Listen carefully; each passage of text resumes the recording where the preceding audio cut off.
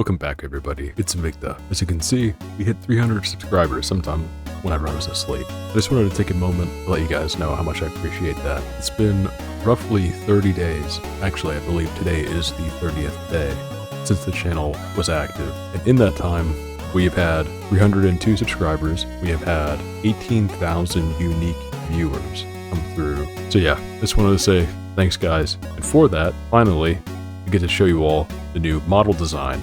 Some of you were aware that that was happening if you were following the community posts, or if you were watching on X. You would see that I've been teasing a new design, which I've been calling Invicta 2.0, for roughly the last week and a half or so. It took some time. One of the commission artists was delayed for some reason, but in the end, came out great. So I'm happy with it. I think you guys will be too. So let's take a look. So we'll start at the beginning. This is what I'm calling Chibi Invicta. Chibi Invicta is really just two frames, as you can see, an active and a passive state.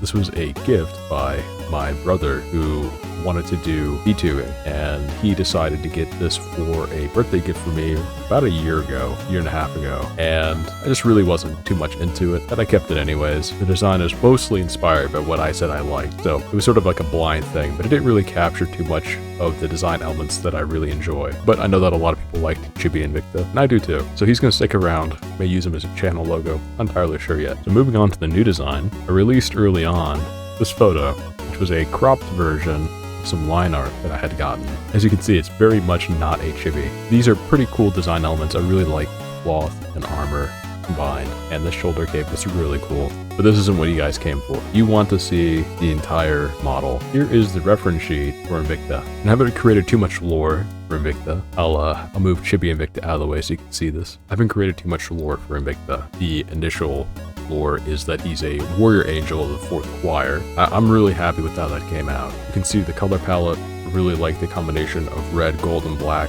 I think that that's really cool. I asked for 4 wings based off of a survey that I did, and it seemed to like the 2 most popular were 2 wings and 6 wings. And eventually I decided that I wanted to do it in a way that he sort of evolves as the channel progresses and as he gets more popular as a character. So he started out with 2 wings as Chibi Invicta. He is now Invicta 2.0, and he's going to have 4 wings, as you can see.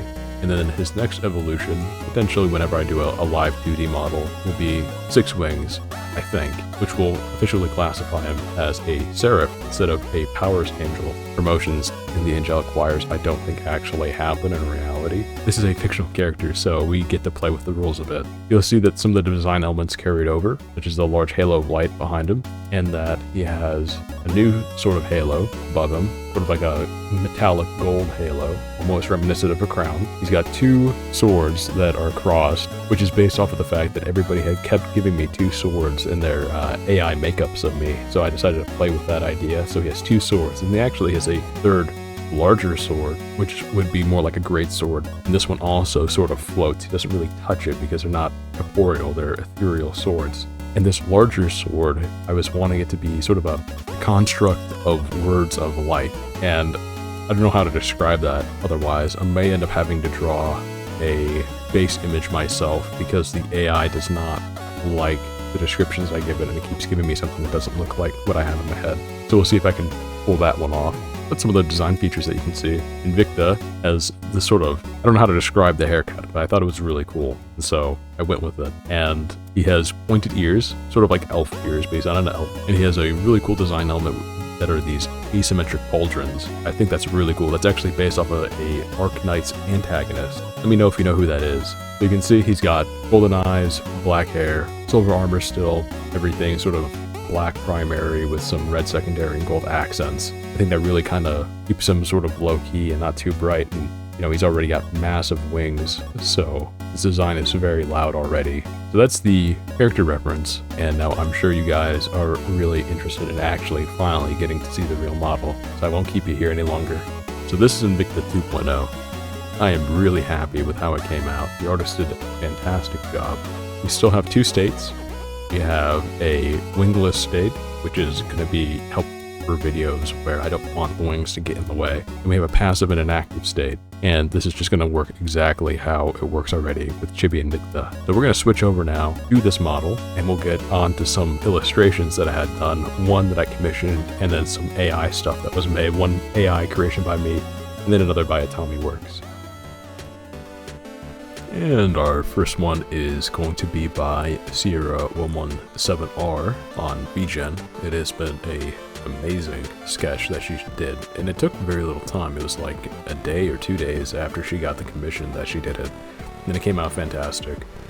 The helmeted Invicta is going to be the primary one, although he does have an unhelmeted state that I do have planned eventually. Maybe I will get another 2 frames made for him by the same artist in the future, or maybe it'll just be a live 2D toggle where he takes off his helmet. But that's what he looks like underneath the helmet, and I think she did a fantastic job capturing the likeness.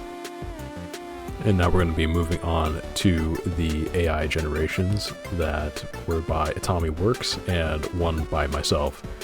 And Atomi made the one with the Lego. It's actually a frame from his Invicta anime opening, and someone turned it into a Lego piece. I'm not sure if it was actually Atomi who did the Lego or if somebody else, but the original scene is by Atomi. And then there was an Attack on Titan thing. There's actually a video coming up where we're reacting to Attack on Titan, although I haven't uploaded it just yet. But that's where the Attack on Titan comes from, where basically Invicta 2.0 is Levi attacking woke titans. So you can go ahead and enjoy that one. So that's what we got so far. Once again, thank you guys so much for the support.